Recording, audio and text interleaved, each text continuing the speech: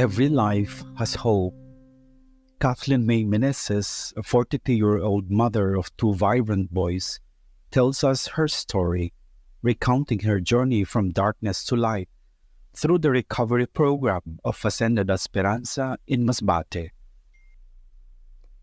I come from an average family, the type that spends Sundays going to church and spending quality time with each other. My parents raised us children as Protestant Christians, and we were all active members of our church. They were both part of the board of directors of our church, and my mother was also the choir director. All of us 5 siblings were always part of the kids' choir and joined the summer camps organized by our church. I was the 4th child, and we all grew up in Metro Manila. My mother was a music teacher and ran a school for special education, while my father was a civil engineer. My mother encouraged us to work on our artistic side, taking piano, guitar, and voice lessons. I was part of a dance troupe since I was in grade 5, and have always joined singing, writing, and drawing contests. When I entered my teenage years, something in me that wanted to be different from everyone else slowly came out. I wanted more to be alone, and I was. And it was easy for me to see the negative things more than the positive. When I was 13, working at a summer office job, someone tried to abuse me, and it was at this point when I decided to turn my back on the church and everything I grew up knowing about it. With all the things going on in my head as a teenager, trying to fit in, discovering who I am, and being traumatized by this attempted abuse, I decided to go on doing what I wanted. My parents were always understanding, trying to give me a normal life, but I always chose the darker ways, thinking I was the one bringing out my individuality. I started smoking, cutting classes to gamble, and soon at 17 I got my first taste of marijuana. Getting hooked right away, I started to become indifferent to my family. I ran away during my 3rd year in college, swearing that I would not go home until I graduated. But my brothers and sisters kept asking me to come home, so I did. I was able to graduate on time. Soon after, I started working small jobs.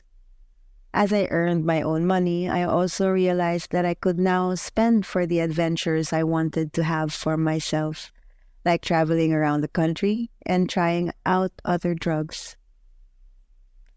After experimenting with all the smoke, pills, and hits I could find, at 27, I found myself hooked on the one drug I swore not to try: methamphetamine, or shabu, as we call it in the Philippines. Sometime later, I became a single mother. I had my son Jeremiah when I was 28, and Bokin when I was 32. Though I would be able to stop taking drugs for months at a time, I would always go back to looking for a hit. Then I tried to venture into dealing drugs and was caught by the police. I was bailed out by a friend, and thankfully, I didn't have to stay in jail for more than a day. But I didn't stop there. I ran away from home several times, leaving my kids with my parents for weeks on end. I hopped from one friend's house to another until no one would accept me anymore. I spent some time sleeping on the streets, looking for ways to eat with only a few pesos.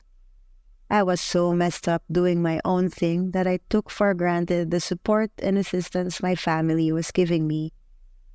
Without realizing it, I was pushing them away until I didn't hear from them anymore. And this was when I felt most alone.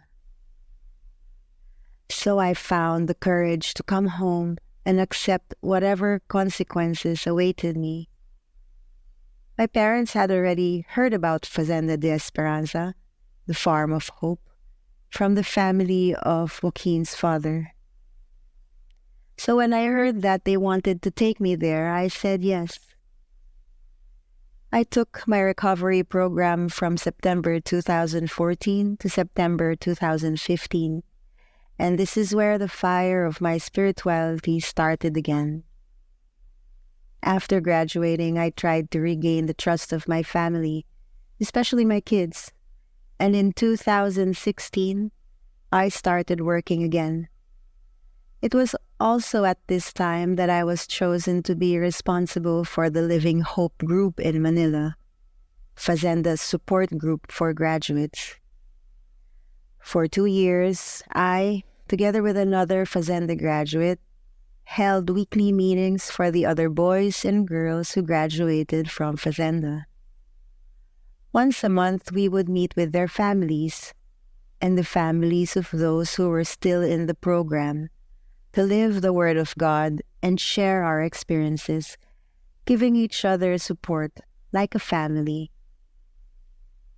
This was the time when I realized that I needed to feed my spirituality with experiences that built me up as a Christian and made me recognize Jesus in others. By 2018, still sober and working to support my children, I was happy but felt that something in me was missing. It was always in my heart to return to Fazenda, to give back to the community that gave me the chance to have a new life. So I made the biggest, most mature decision I had ever made in my life: move to Masbate to be a volunteer in Fazenda. It wasn't easy to make this decision, especially since I was responsible not only for my life, but for those of my 2 sons as well. But I took the leap anyway and put all my faith in God, trusting that this is His will and that He will take care of us no matter what. My children spoke mostly English and zero Masbateño, so everything here was a culture shock for them. My first years as a volunteer were not easy at all. It was the life with the girls who were undergoing the program that kept me going. Knowing that I could somehow be a friend, a guide, or even a mother to them helped me persevere. Jeremiah and Joaquin, as resilient as children could be, slowly adapted to our new life there. They had their share of bullying, being the new kids in school. And I had my moments where I felt that maybe I made the wrong decision for them whenever I would see them crying, or whenever they asked me when we could go home. Every time this happened, I knew that it was a time to be closer to God, to pray more fervently for guidance, not only as a volunteer, but most especially as a mother. And as they grow up and experience the normal changes young boys have to go through, I find my strength every time in the Lord alone. Every mother has her own way of raising her kids. I always wanted to raise my children in a safe, free, and happy environment where they can be who they want to be, growing up in the way God intends for them. And though they would not always agree with me, I think that Fazenda is a good place for them. First of all, to grow up as Christians, knowing who Jesus is in their life, and building a relationship with Him. Second, it's a place to be free to commune with God's creation. Fazenda is a safe haven where we could feel the presence of God through His creation, and the 3 of us love it. Right now, we are happy here. Even as we face our own difficulties, we know that living the present moment well is what will help us get through each day. My life has not always been easy.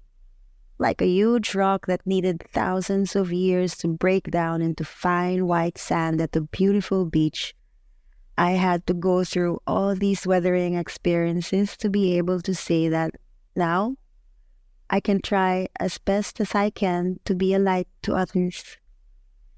My life is beautiful and continues to be fruitful, knowing that I now walk in His grace. And so I stand by our Fazenda motto: every life has hope.